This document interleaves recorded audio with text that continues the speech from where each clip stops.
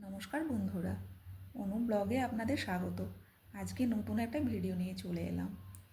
একদম বাড়িতে ভালো লাগছিল না, তাই মেয়েকে বললাম চল পাশের মন্দির থেকে ঘুরে আসি। তাই বেরিয়ে পড়লাম। এই মন্দিরটা নিশ্চয়ই কম বেশি সবাই চেনে। একদম আমার বাড়ির থেকে 15 থেকে 20 মিনিট দূরে। তাই দেরি না করে ঝটপট করে মেয়েকে নিয়ে বেরিয়ে পড়লাম। আমার তো ভীষণ ভালো লেগেছে, আজকে বেরিয়েছি। আর মন্দিরটা অনেকগুলো বছর পেরিয়ে গেছে, তাই আজকে এসে এত ভালো লাগছে বলে বোঝাতে পারবো না। লকডাউনের আগে ঢুকেছি মন্দিরের ভিতরে, কিন্তু লকডাউনের পরে একবার এসছিলাম, আমাদের ঢুকতে দেওয়া হয়নি, তখন করোনা ভাইরাস চলছিল। তাই অনেকগুলো বছর কেটে গেছে। এতগুলো দিন পরে যখন ঢুকলাম না মন্দিরটার ভিতর, অনেক কিছুই চেঞ্জ হয়ে গেছে। আর ভীষণ ভালো লাগছে। এই রাস্তাটা তখন এইভাবে ছিল না, এখন নতুন করে দিয়েছে। এখন নয়, অনেকগুলো বছর আগেই করেছে হয়তো। তা আমি তো 4-5 বছর পরেই ঢুকলাম মন্দিরের মধ্যে, তাই আমি বিষয়টা বুঝতে পারলাম না যে কবে হয়েছে রাস্তাঘাট।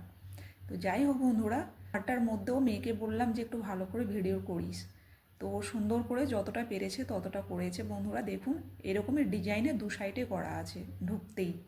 ঠিক আছে, এই দেখুন, এগুলোই কিন্তু জল ভর্তি থাকে আর ফোয়ারা এত সুন্দর লাগে। এখন কিন্তু দেখতে পেলাম না, জানি না হয়তো সন্ধেবেলায় ফোয়ারা হবে বা লাইট জ্বলবে, বলতে পারছি না। তো বন্ধুরা, এই দূর থেকে মন্দিরটা আমার ভীষণ ভালো লাগে। আর এই দেখুন, তারপরে এখানে লিখে দিয়েছে ক্যামেরা নিয়ে যাওয়া যাবে না, ফোন নিয়ে ঢুকতে দেবে, ফটো তুলতে দেবে না। তাই ভিতরের পজিশন কিন্তু বন্ধুরা আমি কিন্তু দেখাতে পারবো না। আপনারা কিন্তু চলে আসতে পারেন, একদম কাছাকাছি ঠাকুর পুকুর থেকে, যাকে জিজ্ঞাসা করবে বলে দেবে। তো জানেন বন্ধু, এই দেখুন, আমি বলেছিলাম না দু সাইডে একই ডিজাইন। এই দেখুন, মেয়ে যতটা পেরেছে করেছে বন্ধুরা। এই দেখুন, আর এখানে বড় বড় অক্ষর করে লেখা আছে।